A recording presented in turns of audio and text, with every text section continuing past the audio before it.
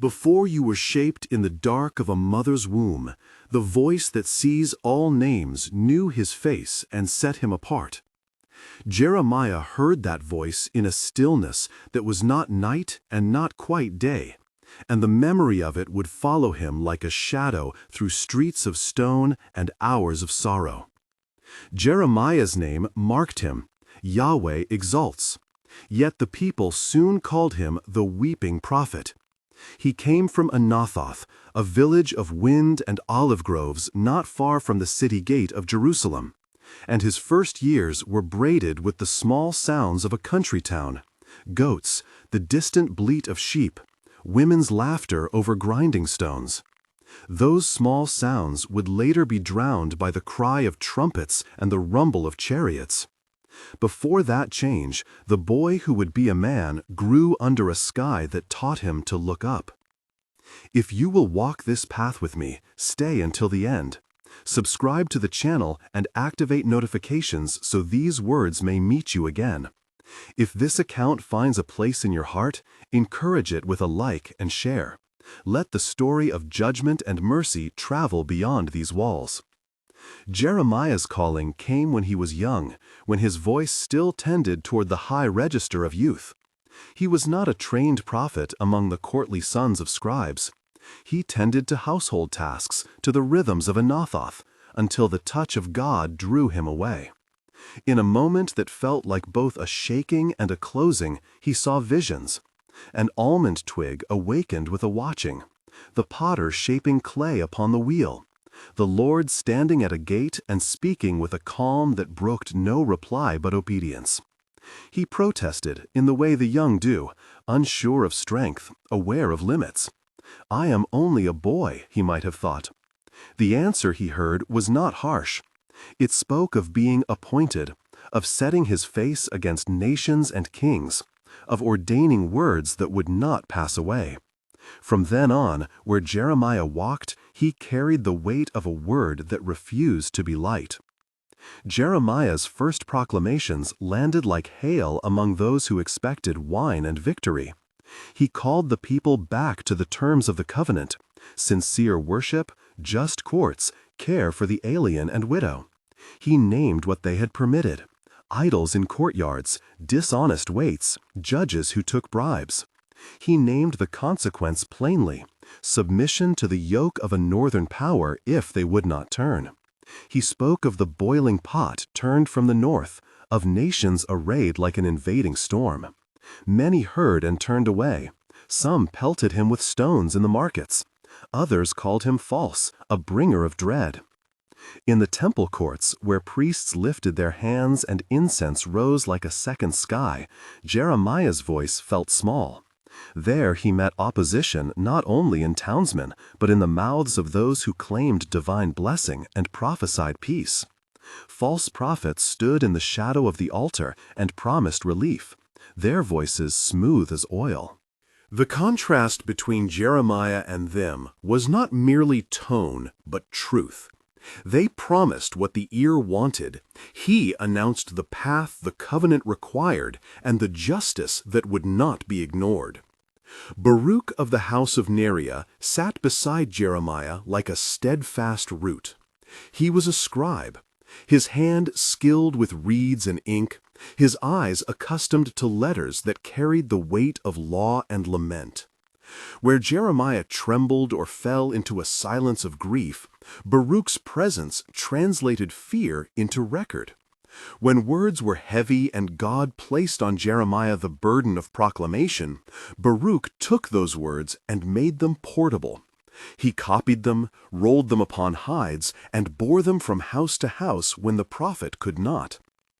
There were scenes that would haunt the city for generations.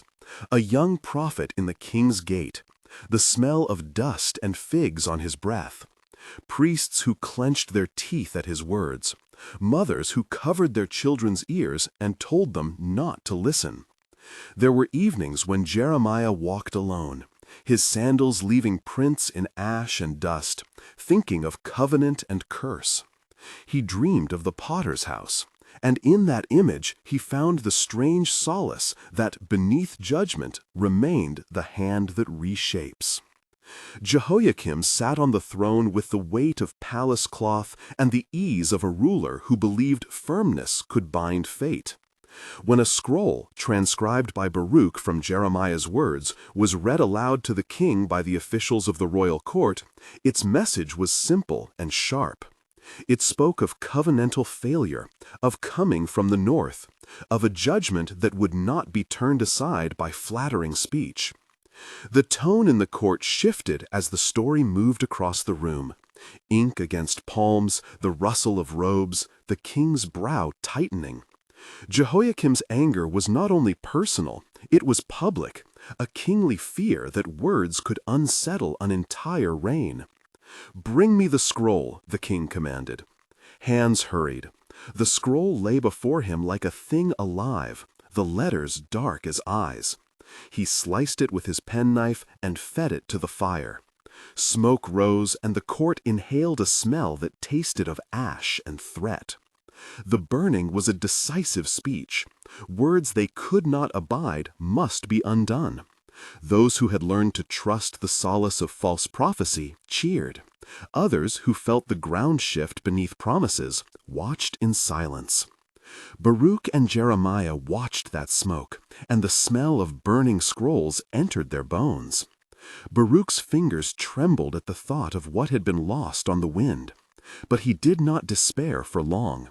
The Lord did not leave the word undone. At Jeremiah's insistence, Baruch sat again, dipped his reed, and rewrote every word that had been consumed. They did not add or subtract the charge. They restored it. Each stroke a refusal to be silenced. The night that followed was crowded with small sounds. Outside, dogs moved along the palace wall. Inside, a lamp guttered near the table where Baruch worked, ink pooling at the margin. Jeremiah murmured phrases that resembled prayer and prophecy folded into one, short clauses that named the nation's sins and insisted on the righteousness of the Lord. Baruch's hand moved with a careful ardor, copying what memory afforded and what the prophet gave back anew. When the scroll was complete, they decided to have it read before the elders and the people at the temple. It would be a dangerous course, to place once more the cause of repentance in the public ear. But obedience never heeded safety as its first consideration. The reading took place in the house of the king, for the officials demanded it. The scroll was brought and read before all the people in the temple court. Every ear was bent. Some wept openly. Others stiffened with indignation. When the words reached the ear of Jehoiakim again, his hand shook, not because of fear of the future, but because a sovereign's image had been pierced. He took the scroll and, as before, he tore it and burned it in the brazier. This time, the action was crueler for those who loved the word. The destruction felt like a covenantal wound. Yet the narrative of destruction could not take the last word. The Lord spoke to Jeremiah and promised that the words would be multiplied and not perish. Through exile and ruin, the pages would be preserved in memory and later in ink that would cross seas and centuries. Among the signs given to Jeremiah were images that would echo through time: a rod of almond watching, a pot boiling from the north, a yoke to be placed upon the neck of nations. These were not mere metaphors, they were visions shaped to call a stubborn people to return. There were moments, however, when the prophet's heart broke under the strain. He was taken and mocked. He was reviled in the market and beaten in the city squares. He tasted the bitterness of being a nation's conscience and spoke his laments in language that gathered people like storm water gathers in a ravine. Why me, he might have asked, in a room made small by grief? Yet he knew the voice that had called him, and obedience drew him forward again into public. Not all leaders opposed the word. Ebed-melech, an Ethiopian servant who held a place in the royal house, showed a rare courage. When rumor and rumor's offspring pushed the prophet into a pit of dark water, an empty cistern whose sides held only grime and the smell of damp, and men left him to hunger and to hope, it was Ebed-melech who went before the king and demanded Jeremiah's release. The rescue was messy and urgent. Ropes, the tug of many hands, the scraping of skin against stone. Jeremiah emerged filthy and shaken, the taste of grit on his lips. He stood again, stubborn as a fig tree in drought, still speaking the word he had been given. In the courtyards and in the quiet rooms of mothers, the people argued. Some whispered that the prophet was a traitor, that his words helped the enemy. Others confessed, in ashamed voices, that there were deeds they could not excuse. Theft cloaked as tribute, altar offerings that left the poor hungry, courts that sold justice to the highest bidder. The city listened to its own heart and found illness therein. Amid these scenes, the symbolic acts remained. Jeremiah bought a field in Anathoth, paying cash in seals, and the act itself was a sign. Even when the land would be plundered, the promise remained that houses and fields would be recovered. The purchase was not a naive optimism. It was a covenantal protest, a statement that God's purposes for the earth persisted beyond immediate calamity. The prophet's wife and kin noticed the transaction and its solitude. The ink of the deed dried in a world that would see it split open by siege. The prophets who spoke peace, Hananiah among them, confronted Jeremiah in the temple courts. Hananiah prophesied a quick restoration, a breath of deliverance to lift the yoke. Jeremiah listened and answered with the sober dialect of warning. Their exchange was more than rhetoric. It was a fork in the road of a nation's hope. Men loved to be told their longings returned in a tidy decree, and they heard Hananiah gladly. But the Lord, through Jeremiah, warned that comfort without repentance is a brittle thing. What carried through all this was the promise that even in judgment, God would not abandon the covenant's deepest hope. Jeremiah's words would incline toward a future unexpected by his contemporaries, a covenant written not on tablets but upon hearts, a plant of David rising righteous amid ruin, a restoration that would bind God and people in a way the old terms had failed to secure. These promises were not an escape from accountability. They came tethered to a call to return. The new covenant, as Jeremiah foretold, would mean learning God's law by an internal change, receiving forgiveness and a spirit that would enable obedience. By the time smoke settled over the court and the burned scrolls had sunk into ashes, the city moved as if upon the edge of a blade. Food grew scarce in the outer lanes. Merchants bartered grain at the city gate. Mothers pulled children close when soldiers shouted. The drums of empire, Babylon's, beat toward the horizon, and Nebuchadnezzar's name had the strange force of a fate that men could not wholly control, but which God could harness to his own ends. Prophecy had said the judgment would come through instruments not born for cruelty, but used by the hand that wills justice. Night spread its cloak over Jerusalem, and in the small house where Jeremiah and Baroo sat, the finishing strokes of the rewritten scroll were made. The lamp threw a trembling circle. Baroo's reed paused now and then, as if to listen to a far-off noise, an animal's cry, a cart's rattle, or the city's restless heart. Outside, a distant watchman paced the wall. Inside, the prophet's voice, low and threaded, kept naming sin and hope alike. The long letters dried, and the skin folded upon itself to become a record. They would place it where it must be read again. Words, once made public in that way, have the liberty neither of kings nor of fires to be destroyed forever. Yet the flames in the brazier had not burnt only to ash the papyrus. They had revealed the depths to which men would go to silence truth.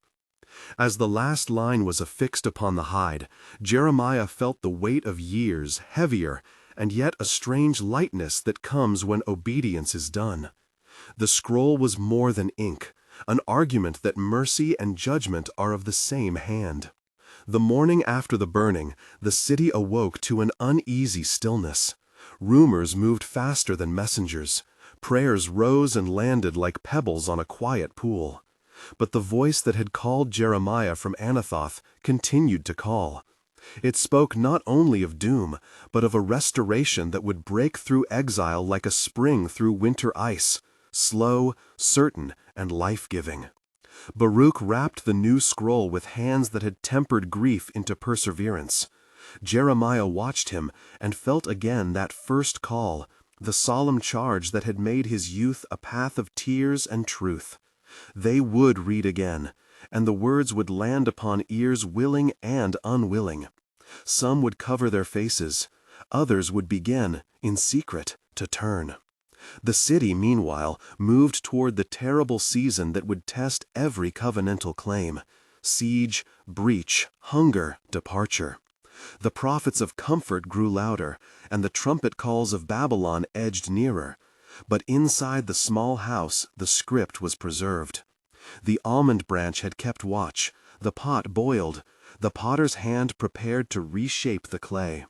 Between the burning and the rewriting, between the king's rage and the scribe's patience, the story of a nation unspooled toward its trial, and toward the promise that would outlast fire.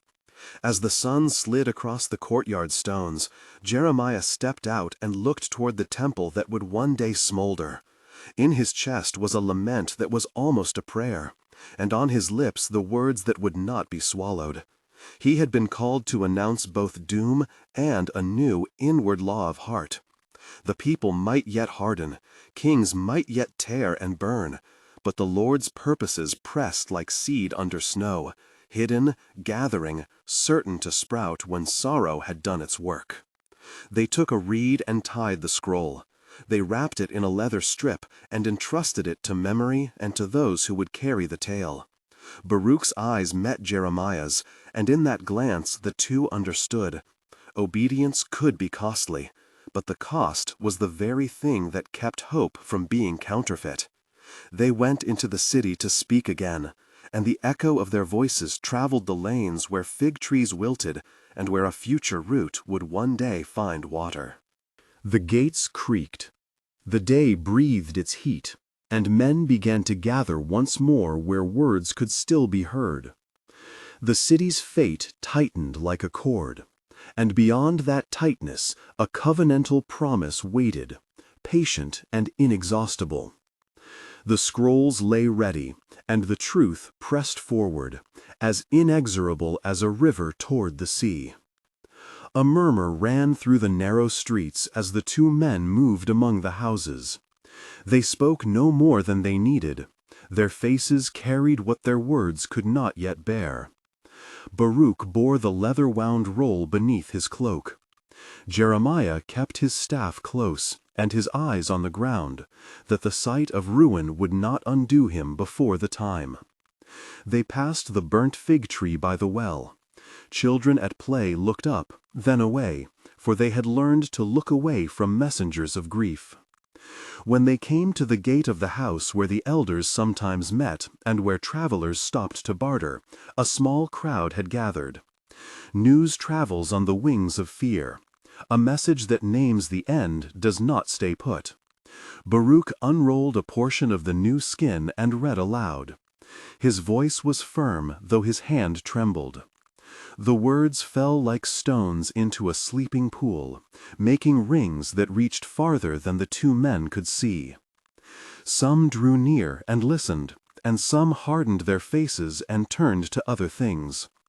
There were those who had never shallowed their pride, and who took comfort in words that promised ease. They crossed themselves and walked on. But there were others, housewives hushed at the door, a youth who had been to the city gate and seen the Babylonian standards, an old man who had once stood among priests, who stayed. Tears wetted a mother's cheek as the sentence of exile was named. An old scribe's hand, which had once written decrees for a king, moved to touch the leather as though blessing it. News of the reading reached the palace. Men who feared loss of favor hastened their steps. Jehoiakim sat in his seat of cedar and bronze, and men of the court came and whispered. Pride bristles when its forecast is named. The king commanded that no man should bring before him words that undermined his rule. He had seen the burnished faces of foreign princes, and had marked the hand that swayed them. Yet he chose to trust the might of his own sword and the counsel of flatterers more than the voice that called for repentance. Messengers were sent to find Jeremiah and Baruch. Some who went in haste were moved by what they heard, and they returned with eyes not wholly set on the palace, but on the trembling of their own consciences. Others moved with the blackness of accusation. When they came to the place where the scroll was being read, they found only a few. The rest had gone to their houses to hide the words beneath straw and beneath the hollow of an oven, to read in secret where no man of authority might see. Thus the message passed from mouth to mouth, and yet fled from the sun of official notice. There were those who mocked. False prophets of soothing speech multiplied like locusts after a storm. They went into the market and declared that no word from the Lord of hosts would stand against the counsel of the king. Peace, they said, and the people who desired peace without change clung to them. Their tongues were smooth, their faces smiled. Men weary of trouble were glad of any balm. But the true word, which named the necessity of the turning of the heart, would not bend to the treacheries of a pleasant tongue. The days grew hotter, and the shadow of the enemy lengthened. Scouts from the east brought reports of the king of Babylon encamping at It Shall Be Named, toward the north, toward the border towns that lay as watchers on the road to Jerusalem. Caravans that had once come laden with spices from afar were fewer. The market stalls sagged. The silver that had been hoarded was now held in clenched hands like a small treasure against famine. Mothers burned bits of barley to give the children the smell of food. Men set their faces to the wall and measured wood for burning while there was still wood to be had. In the council of the priests there was debate. Some said, "Let us gather at the temple and seek the counsel of the Lord. If the word of Jeremiah be true, we must know how to stand." Others, proud and fearful of losing place, counseled silence or flatteries. The high places of speech had been filled with those whose words were insurance for the present. Repentance, which costs much and gives its return slowly, found few adherents among those who profit by the continuance of a people unbroken in sin. Jeremiah went to the temple courts and stood where those with open hearts might come. There he read what the Lord had set before him: the charge of covenantal unfaithfulness, the denunciation of pride, and then, braided beside that sternness, the promise of a new law written inwardly, words that would one day be carved on hearts rather than on stone. Many left their houses to hear, many did not. Some, upon hearing the call to inward change, bit their lips and turned their faces. Others were moved to weeping and to resolve. A group of young men knelt there then, and an old woman placed her hands on their heads, blessing the courage they might yet need. Word spread that the king had burned a scroll. Some rejoiced openly, as though to burn a message were to cancel its truth. But fire cannot annihilate what has entered into the conscience. The sobs of those who had read the scroll in secret and then acted upon it, the quiet visits to the widow, the returning of stolen goods, the forgiving of an ancient grudge, were like hidden seeds that no king's brazier could touch. Yet for all that the hand of power tightened. The king's officers moved through the lanes, and men who had been taken by fear or by desire for favor were quick to point out others. Houses were searched for papers and for scribes. Baruch fled for a time, not because he loved life more than the word, but because the Lord had commanded that the words be preserved and multiplied. To lose sight of the call would be to drive a nail into the message itself. Jeremiah, with his head bowed and his eyes cast sometimes upward, endured the insults and the threat. He bore the look of one who had been called to plant a vine in a parched land. When the enemy's battering lines were first seen upon the horizons, man bartered for strength. The kings of the surrounding lands made alliances and promises. Emissaries came to and fro, some with silver and words, some with swords disguised as gifts. But alliances frayed when the loom of fate is pulled by hands beyond human cunning. Nebuchadnezzar's army, like a tide, kept the roads and the passes. Towns fell in a manner that combined both haste and an inevitable slow, cold manner. Refugees came by night into Jerusalem, carrying tales of fields fired and of towns stripped. The smell of smoke was no longer a distant thing. It touched the air toward the west. Inside the city, food grew scarce. The market price of oil rose and rose. Barley and wheat were kept under lock and undermined. Men who had once gone to court to plead petty claims found their tongues tied by larger questions. Where should they store their small children if the walls were to fall? Who would minister to the dead? The elders sat more often under the shade and spoke in shorter sentences. The priests turned to offerings and to lamentations, the scribes to the copying of names and deeds that might survive if the city did not. Yet in the midst of that tightening cord, there were hands that worked for life. Potter's wheels, whichever had turned in the quarter by the brook, kept moving. A woman kneaded dough before dawn and placed it into a hole sunk in the earth, while her husband scouted the outer road. The old potter, his back bowed over clay where once he had labored for joy, now laboring so that a child in the street might have a cup, spoke of yielding clay to the hand that shapes. Such small acts were a witness to the other truth Jeremiah proclaimed, that the Lord could remake what men had marred. In the temple court, one day, an elder of the priests named Ahab, so men called him for want of an age-earning title, came to Jeremiah and spoke plainly, "Prophet, many listen and then go back to their houses and put out the lamp. What will be left for us when the city is taken? Is there any hope in which a man may anchor his heart?" Jeremiah's answer was neither safety nor flattery. It was the old summons. "Seek the Lord," he said. "Turn from the crooked ways. Rend your heart and not your garments. For the Lord's promise stands, though the city fall. There shall be a remnant that returns, and from that remnant the law shall spring as a living root." This word stirred some and angered others. A schoolmaster who had once taught the sons of princes scoffed in the forecourt. "Remnant," he said aloud, "is a word for those who have nothing else."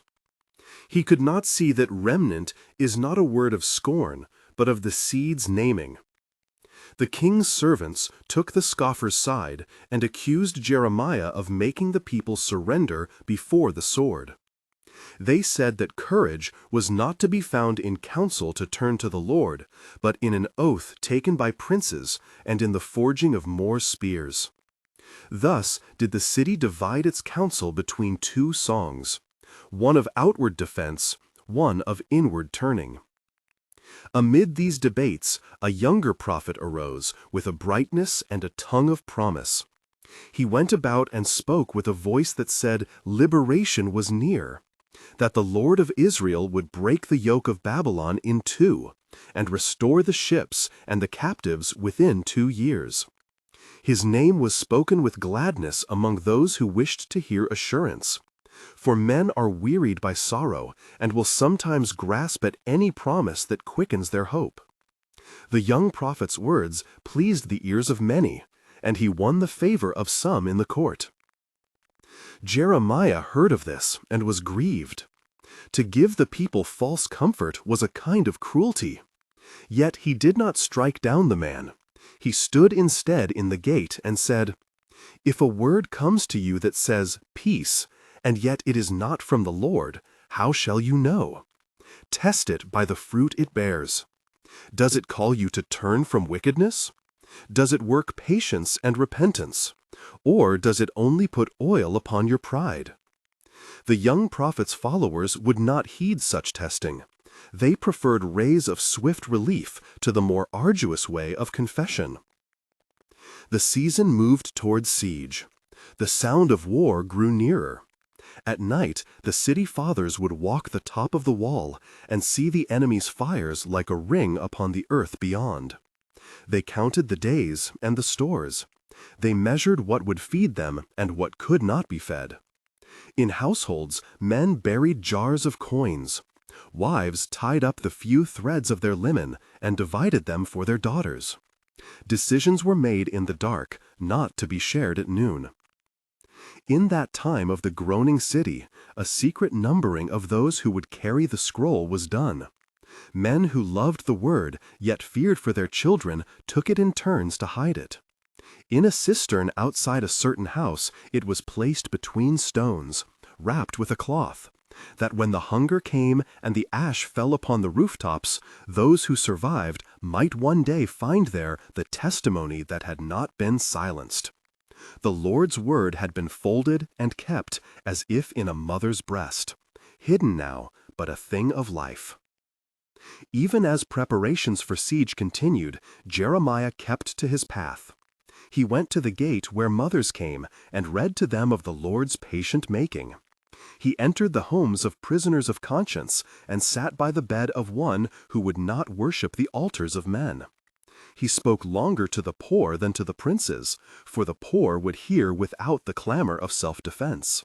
His voice, which had been burned and rewrit, repeated the same, because the way of return is a simple and sharp road, confession, forsaking of evil, seeking the Lord, and trusting that mercy can outlast wrath.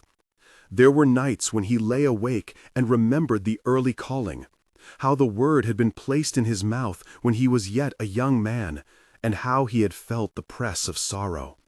He thought upon the visions that had come, and upon the men who had mocked his weeping. Yet even then, the promise of a new covenant, written upon hearts, moved within him like a root that holds when all else dries. So the city braced. Gates were shut, bolts were set. Sentries were placed at corners. Baruch continued to copy portions of the message as often as strength and parchment allowed. Where the ink could not be found, he spoke aloud, and men memorized. The memory of the word, what men say they will remember when a city falls, became a bulwark no army could easily break. And in the hush before a storm, when the air lay heavy and the hills beyond were clear as iron, the prophet walked once more to the temple and lifted up his voice. He did not seek to stir the panic of men, nor to flatter the kings. He called, again and again, to the inward reformation of hearts. For he knew that empires pass like smoke, but the law written in the inner man shall endure. The words that had been burned and rewritten were thus made to live twice over, in skin and on soul. Men listened, or they would not. The choice remained. Outside the city, the drums of the besieging host could now be counted by knights. The watchmen spoke of engines and of the piling of wood for a siege. The cry of the trumpet sounded once at dusk, and there was a shudder among those who kept watch. Within, the priests trimmed the lamps, and the women folded their linen for the coming months. A silence, full of dread and of prayer, settled like dust. In the weeks that followed, small scenes of faith and of cowardice repeated themselves like a pattern. One man who had mocked earlier was found in tears at the gate. Another who had promised deliverance proved to be loud in council, but held back when the danger pressed. The prophets of refuge who had spoken easy words grew fewer in voice when the sky grew thin and the bread scarce. And through it all, Jeremiah remained as a lamp amid the twilight, naming what was coming and pointing, with a voice that did not yield, to what might yet be when the wreckage had done its work. Thus the city, with its many hearts, folded itself toward the hour ahead, some toward hardening, some toward turning. The seed of promise lay under the ash, and men who had eyes to see discerned, in the small acts of mercy and in the secret readings of the scroll, the stirrings of a spring that no king's burnings could wholly conquer. The world tightened as a bow. The arrow had not yet flown, but every man knew the tension and waited for the sound that would soon be made. And it came to pass, When the cry grew louder within the courts, and the rulers were sore afraid, that the princes convened and sought counsel how the prophet might be bound. They said one to another, "This man weakens the hands of the men of war who remain, and his words are like water poured out in the day of harvest. They lessen courage and invite the foe." So they took counsel to lay hands upon Jeremiah and to put him away from their sight. After they had made their plan, men came by night and seized him in the house where he had lodged. They led him before the king and accused him with many voices, saying, "This man proclaims surrender to the enemy. Thus he speaks against us and against the city." The king sat heavy, and his face was like a cloud. He answered not with force of counsel, for his heart was in two parts. He feared the princes, and yet he feared to be remembered as the hand that shed innocent blood. Then the princes took Jeremiah and cast him into the dungeon which was in the court of the guard, saying, "Let him be left there that he may wither. There is no bread for him, and his life shall be the forfeit." They cast him down into the pit.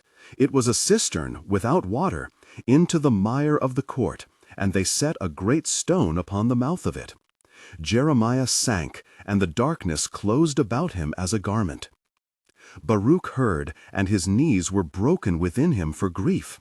He went forth into the streets and wept before the gates, and he lifted his voice to the elders and to the women who kept the lamps. "Let not the man be left to die," he cried. But fear had made the city lumber-like. Many turned away their faces. Yet among the bystanders there was one who had a heart not of glass, but of iron. Ebed-melech, a Cushite who served in the king's house. He heard the cry, and the fire of pity rose within him.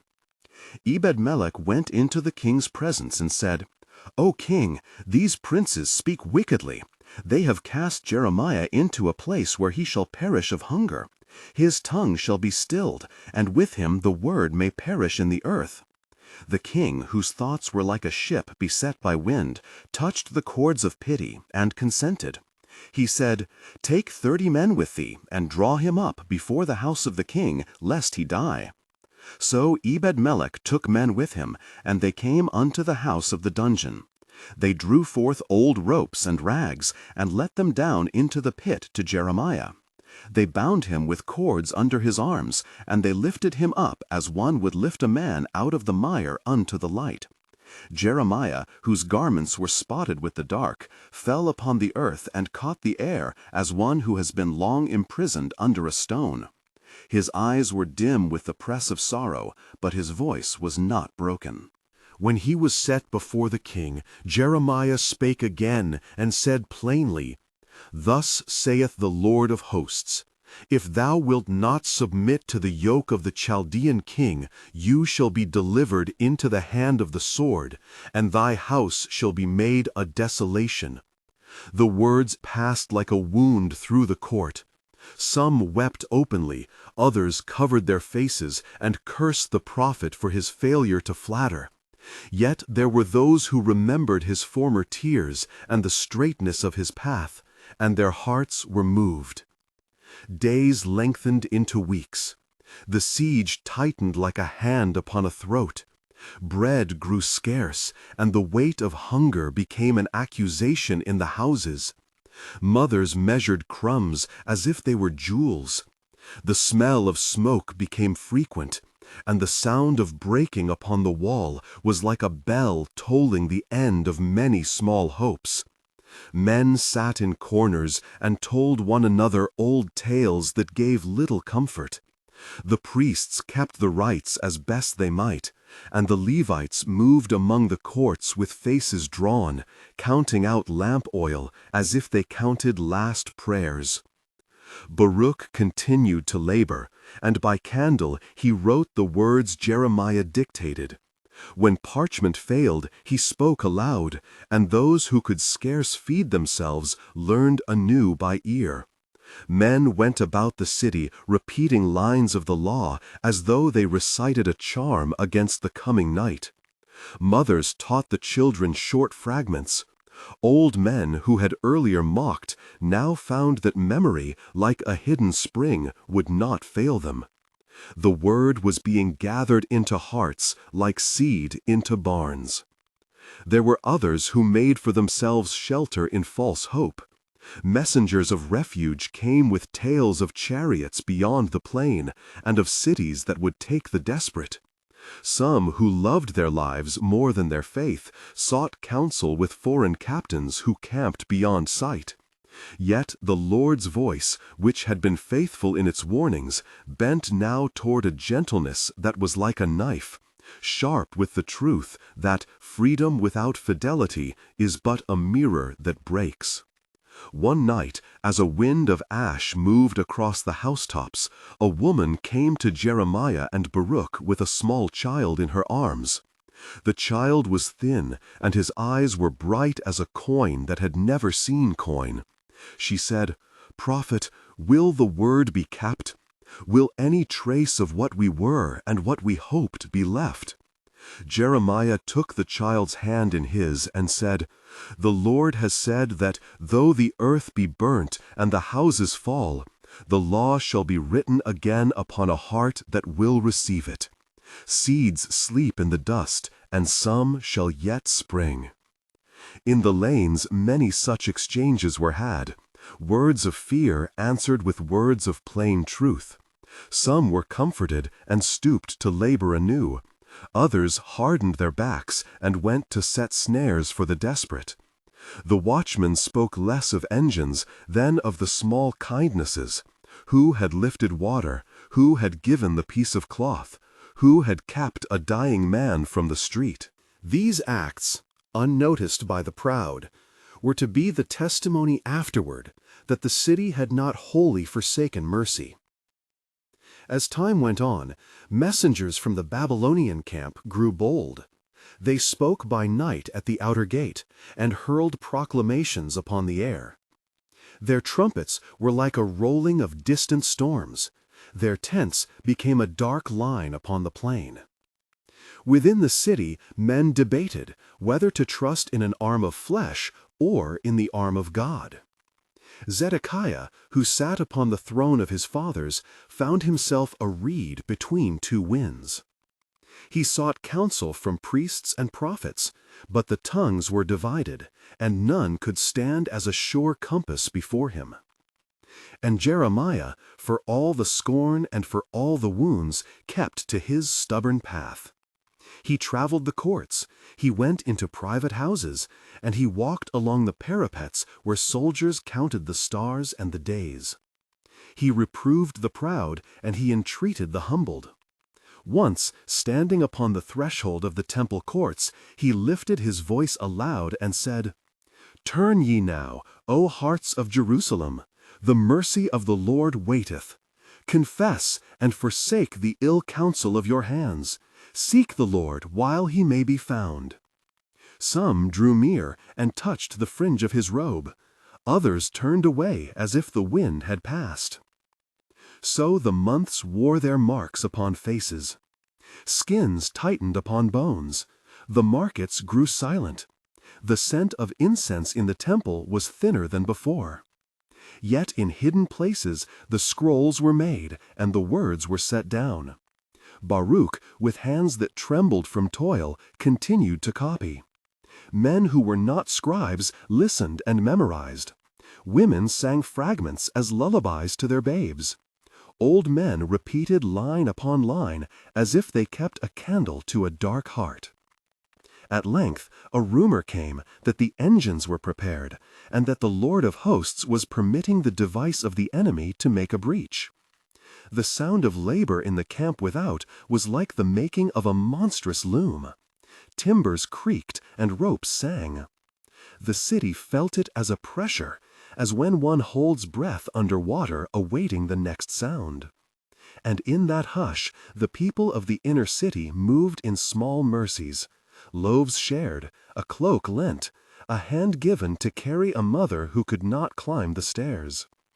Jeremiah, seeing these things, perceived how the book of the heart was being written even in the ruin. He spoke no vain promises, but he would speak often of a covenant that is deeper than walls or crowns. The temple may be burned, he would say, and the altars may lie in ash, yet the Lord's word will not be consumed. It shall go where men's feet cannot bring it.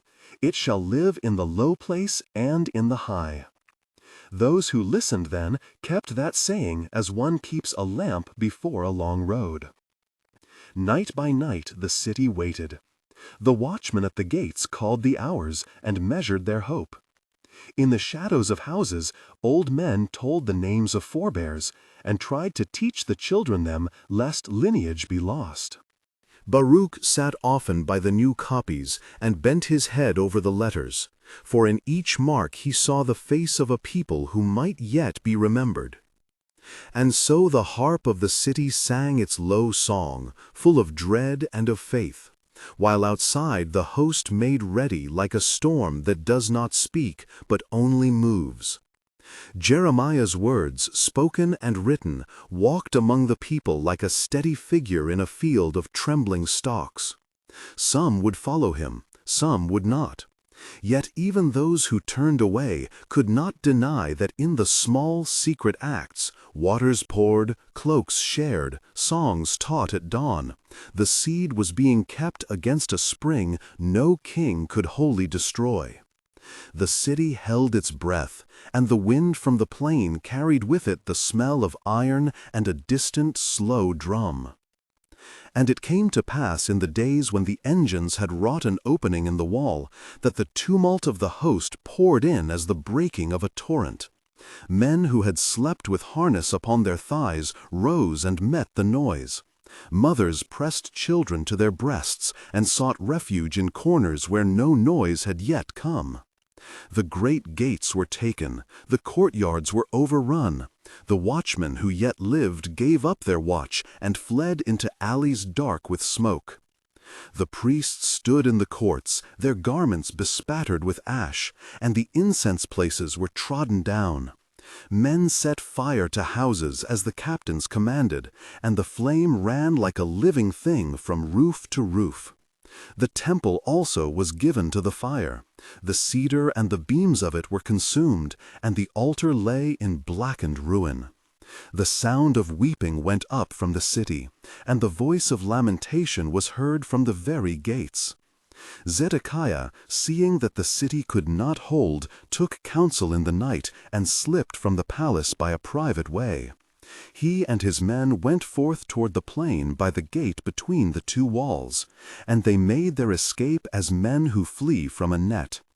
But the pursuers were many, and the horsemen of the Chaldeans overtook them in the plains. They took the king and brought him unto Riblah in the land of Hamath. There, before the face of the captain of the host, his sons were slain, and his nobles were set in sorrow. Then they put out his eyes, and bound him with fetters of brass, and he was carried in chains unto Babylon, that he might behold the power of the Lord accomplished. The people of the city were led away in bands. Some were carried into exile and set to labor in foreign houses. Captains of the host took spoils and parcels as they were commanded. The remnant of the poor were left in the land, and a captain of the guard set over them one whom he saw fit to govern them. Nebuzaradan, the captain of the guard, did according to the command that was given him, and many were slain in the streets. Women lifted the dead and wrapped them in garments, and men who had once been boastful sat silent with their faces on their knees. But even in that hour of desolation, the small mercies were not wholly extinguished. Men who had been strangers bore one another's burdens.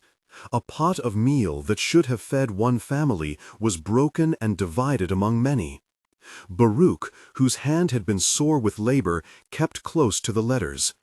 He hid some of the rolls in secret places beneath the eaves of houses that yet stood, and others he gave to those who fled with a prayer that the names and words might live. Women wrapped fragments of scroll in linen and bore them at their breasts, as one would bear a child of memory. Jeremiah stood not upon the walls to strive with the shield and spear.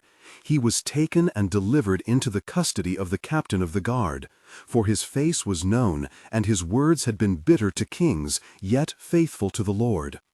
Nebuzaradan, seeing that Jeremiah had spoken no word against the people to the end that they might be utterly destroyed, spared him and charged that he should be dealt gently. Thus Jeremiah was left in the midst of the ruins, and he sat in the court of the guard and bewailed the city of his sorrow. And when the days of fire and exile had run their appointed course, those who remained about the broken place, and those who returned from the field, gathered the bones of the dead and laid them in caves and in earthen mounds. They set up stones at the thresholds, and marked the names of those who were known. Children who had not seen the former glory clung to the hands of the old, and asked of fathers and of mothers the tales of their fathers' days. In the hearing of those little ones, the words of the book were repeated, line upon line, as seed is spoken over a furrow. So it was that the city lay waste, and the altars were in the dust, and the harps were silent upon the willows. Yet the word that had been committed to Baruch and to those that remembered was not consumed by the flame. It went forth in the voices of women, and in the lips of old men. It was carried in the loins of those who journeyed, and in the hearts of those who would not forget. The covenant, though stripped of house and of throne, kept a remnant as a lamp keeps a glimmer in a place of deep night. Therefore the tale of that day was not only of ruin and of chains, but also of hands that gave and of mouths that taught. For the Lord had said that out of the low place there should come a people that would keep his law. And though a city fell, the book of the heart remained. And so hope, as a small and stubborn thing, survived among the ashes.